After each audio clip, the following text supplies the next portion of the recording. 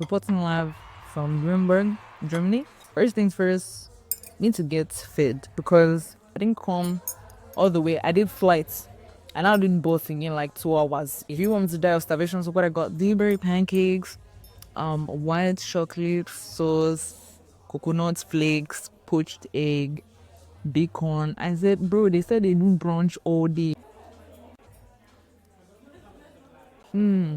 Well, this is just something mukbang. That's on camera. I don't know what's on one top. This is the greed they talks about in the Bible. Kind of shit I can make in my house, but I choose not to because I just know I'll blow up like a balloon. For those who that don't know, I've not always been this size. You can scroll down on my Instagram and you go and see old pictures of. If you're wondering why I lost weight, honestly, it's because my brother started going to the gym, right? And he got shredded AF. And he was just like, this is in our family. Like, you can look like this soon. I'm like, shit, why not? I'm not aiming to be shredded. And I don't look like a very serious person now. It's what is in front of me. Maybe one day we'll see abs on my stomach. Maybe one day. If there's one fact I have to state is that life as a bigger girl was harder. Especially because of how much sexual harassment I faced from Parisian men. I had to switch up my entire sense of style because I wanted to hide my body. Sometimes I really am into the girly girl things like tight dresses, the mini skirts and all of that.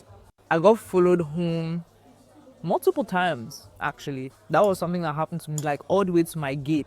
I remember one day I was coming back from, I don't know where I was coming back from, but it was at night, but maybe like midnight or something. I saw this guy from like my peripheral view. I saw this guy running.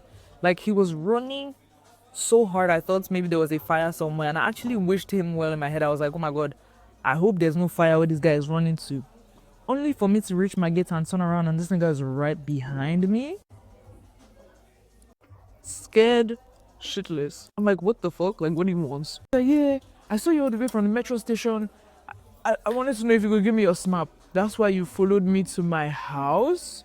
You'd be surprised how much of a thing it is for men to to sight you from the train station and actually follow you to wherever you're going.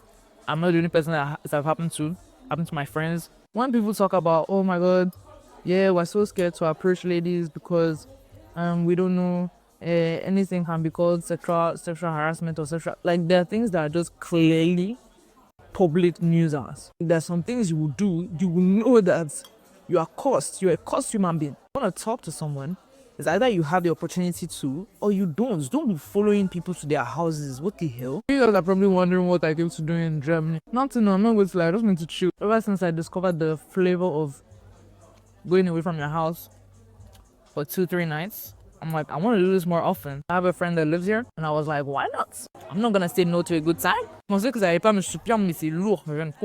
Brunch as a concept and die for brunch. Place knows what they're doing. After I relax, that question people ask you, oh, how do you feel about kids? I don't feel anything about kids. Before, it used to be very much annoyance, and I consumed a lot of discourse about how that's very problematic to a functional society because we're all once kids. Children have their place in society. Children are children, they will make noise and that's what they do. But to say, oh my god, Jessica, do you have a special place in your heart for children? You know what I'm saying? And I don't think like anybody talks enough about how difficult it is sometimes to not find your footing concerning what it is you really want in the face of traditional values, in the face of systems that have been upheld for so long. And in this case, for example, having children, right? It's like the moment you say, oh, right now, I have never had the desire to have children. People are like, it's always people like you that will end up coming back and saying they'll end up coming back and having 2-3 children. I'm like, first of all, that's so rude and that's so disrespectful because I'm telling you right now that I don't have a desire for children. Why are you cursing me? Nobody said my future is completely dictated by the person that I am right now. Maybe things will change. I don't know. You don't know. But people that have children oftentimes have the desire first before they go after it.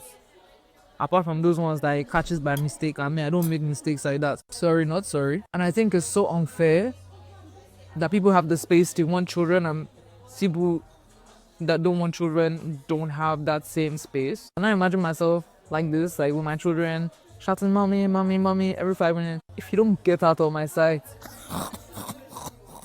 I'll hold your baby maybe a couple of hours, during some cash. I'm about my bag always. Say, and that living thing is going to be around me 24/7 for an extended period of time over my lifetime. You're asking for a lot of commitment from someone that could barely finish school. I finished it though, but you understand what I'm saying. I'm surrounded by a lot of people that think for themselves, that can often deviate from social norms, and so I don't feel out of place because at the end of the day, this is my life, and nobody can touch me. I realized I might be a good communicator, but I have a very hard time with people that have subpar communication skills. And so maybe that doesn't make me as great a communicator. But it's like, I don't understand how there can simultaneously be such a demand for good communication skills and an inherent lack of actual well-rounded communication skills.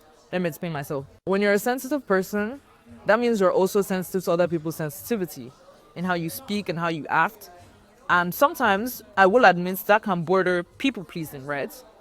But when you're an adult, you figure out that sometimes for your message to be properly received, you have to limit interferences. Some interferences can be tone, intonation, your intention versus delivery.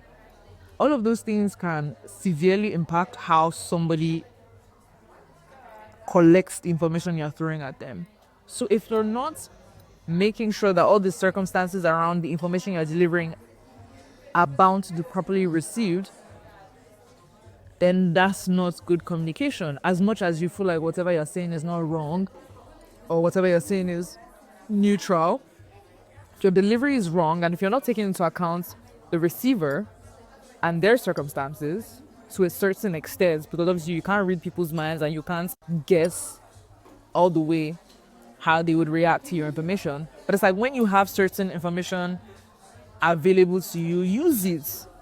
If you know you're in front of somebody that's okay, they don't like being put on the spot, because that would make them back away from the conversation, not even because you're trying to be. And for example, this is something that took me a while to understand.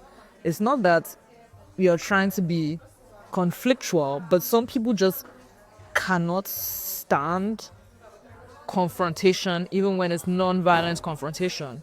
People like that piss me off, for example, but I've realized people like that exist. So what do? You take a softer approach. It's like, listen, I don't mean this the wrong way or whatever, but I really like how you did this, and I would want us to talk about it because I care about you and because I want better for our relationship. It requires an extra amount of effort, because it's like you need to explain yourself and your thought process and like why the conversation is important. But that's also the price you pay for relationships, the price of inconvenience. And I feel like that's something a lot of people forget. Is that, okay, you're allowed to be who you want to be, but you're not allowed to neglect your community and their needs just for the sake of remaining who you are. You know what I'm saying? And if you truly want to grow with people, why are you not adapting? Why are you not learning?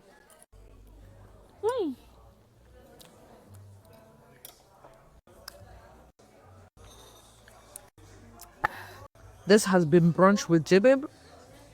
I hope this has been informative, entertaining, or whatever. I don't know. Like, whatever you got from it, I'm happy for you. I hope you have a nice day, and I'll see you guys soon.